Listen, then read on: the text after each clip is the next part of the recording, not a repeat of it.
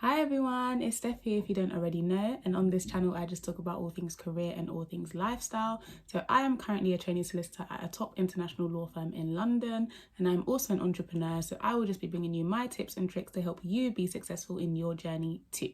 Now you're probably watching this video because you saw my reel or my TikTok on the side here the other day where I spoke about how I would answer a commercial awareness question using this example.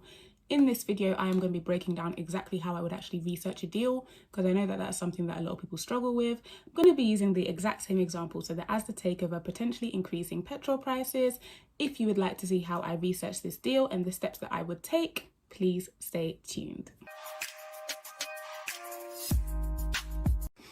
Okay, so just so that we're all on the same page, this particular article that I chose was in reference to a question where you would hear something like, tell me about a recent news story that you found interesting and why. So that is why you will see that I'm on a news website page as opposed to a firm's website looking at a deal that they have done.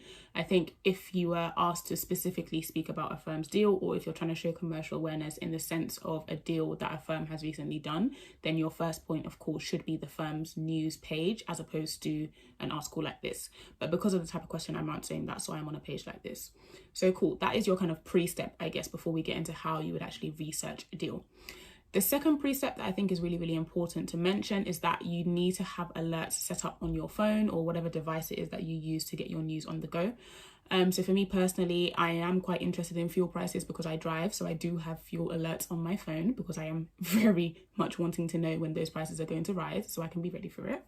I also have takeovers, mergers, acquisitions, banking, all of that kind of stuff tagged because I work in the debt finance department at the moment. So it's really important for me to kind of stay on top of that kind of news.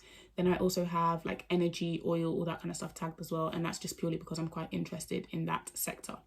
So I would say as your second kind of precursor before we get into researching the deal, make sure that you have some tags set up or some alerts set up on your phone or whatever device it is that you use, because that will make this kind of question a lot easier for you, because it will always bring to mind articles that are genuinely going to be of interest to you because you have tagged them. Does that make sense? Cool. So how would you actually research the deal? Well, I'm going to show you right now. Okay, so the first step that I'd say is really important to take when researching a news story like this, so that you can answer a commercial awareness question, is making sure that you actually read the article in full. Now, the reason why I say that is because it's very tempting to kind of just go into an interview and say, oh yeah, I heard that as the takeover could lead to higher petrol prices, which I guess, you're right because you've read the heading, right?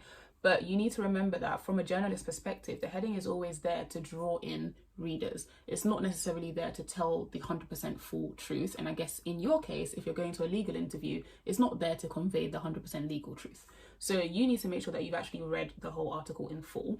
And the reason why that's quite important is because you showing that you understand how a law firm works, you'd be able to say something like, well, the people who agreed to buy Asda, so the Easter Brothers and TDR Capital, for example, they also own 395 other UK petrol stations. So straight away that rings alarm bells in your mind because there's a competition issue here.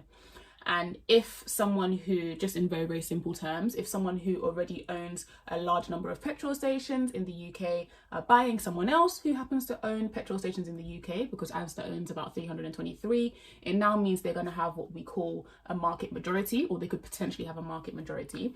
And that could, in very, very simple terms, lead to an increase in prices because they would have, I guess, control over what prices are set. Because if they decide to lower prices, all the other petrol stations might just not be able to manage because they can't afford to have such low prices, which then kicks all the other petrol stations out, and then all the Asda petrol stations get to then increase their prices and make them much higher than they were. And consumers on our end wouldn't be able to do that much about it because we don't have any, I guess, negotiation power in this kind of instance. So there for you, that's kind of important in terms of your commercial awareness, because you'd be able to show that you've not just read that the Asda takeover could increase petrol prices, but you've actually gone down a little bit further and understood, well, what is the legal issue here? Well, the legal issue is that it's a competition issue. So that could potentially lead to petrol prices rising because of the series of events that I literally just explained. So please do make sure that you read the article in full so that you are able to do that kind of analysis. So the second thing that I think is really important for you to do in researching a news story is do some secondary research. Now, it sounds like it's quite long, but you'll honestly thank me for it when you're in the interview and you can speak coherently and with confidence about the story that you've chosen. So This news site is BBC News. It's quite good for this, but I know a lot of other news sites do it as well. They will always have some other kind of links to other stories which are to do with the story you're reading. So here we've got Asda, how to buy a £6.8 billion supermarket for 780 million. Again, remember what I said about headlines just trying to bring in readers. You need to make sure you actually read the story. But this story is quite important for you to also read because it will give you the background to the actual deal. And that's again something that will show commercial awareness to your interviewer in your answer, because it will show that you have an understanding of something called a leverage buyout, which is something that you may not have heard about before if you're a law student or if you're not someone who has worked in the legal field before.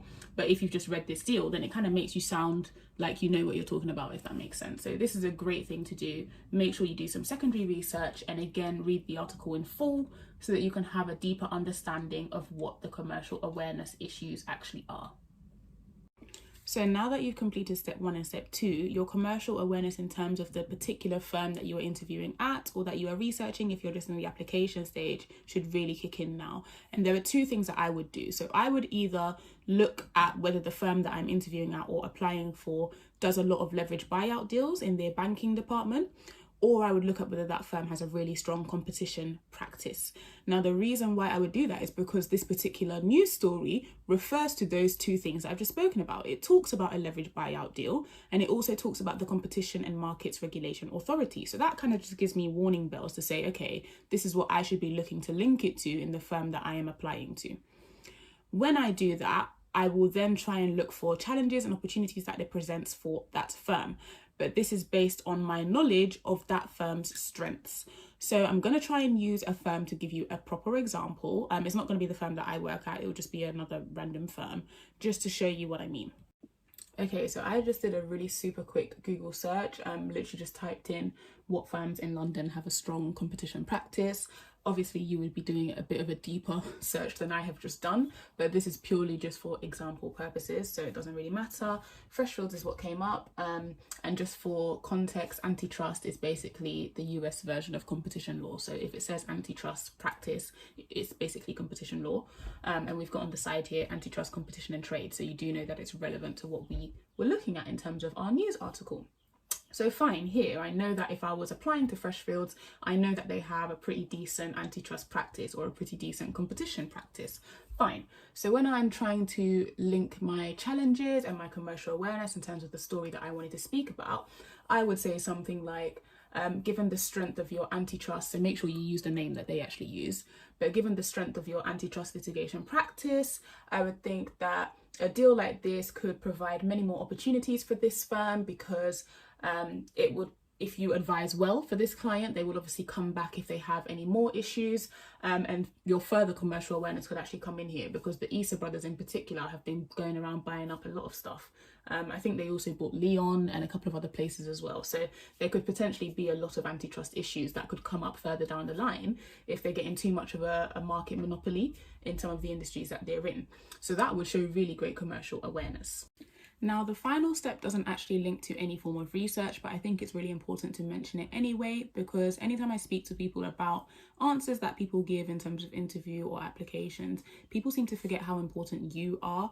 The only way you can stand out in an application is if you bring yourself to the application. The only way you can stand out at interview is if you bring yourself to that interview. So it's very important in all of your answers. Once you've shown all your research, you've shown all your commercial awareness, you've linked it back to the firm, you've spoken about challenges and opportunities, you also need to be able to say why this is important to you. What is it about this deal that you find interesting? So as I kind of alluded to at the beginning, this came up as an alert for me. This is the kind of deal that I would find interesting, A, because I have an interest in all of these kind of areas, but also because I'm a driver.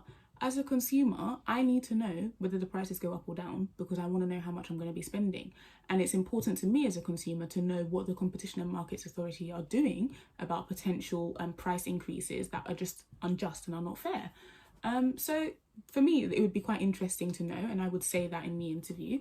And it just kind of gives you a bit of an edge because it shows that you didn't just pick this story because it was something that you read on the way to the interview or it's something that you'd literally just seen 5 minutes ago, but you've actually thought about this. This is something that you actually care about. It's actually important to you and you actually know what you're saying. So hopefully this video has helped you. Hopefully now when you have news articles, you will know how to do a bit of further research behind them so that you can answer that all important "tell me about a news story that you have found interesting and why" question. If there are any other questions you'd like me to break down for you, whether it be the research that I do behind the questions or how I generally just answer them, please do let me know in the comments down below. And don't forget to like, comment and subscribe. Bye.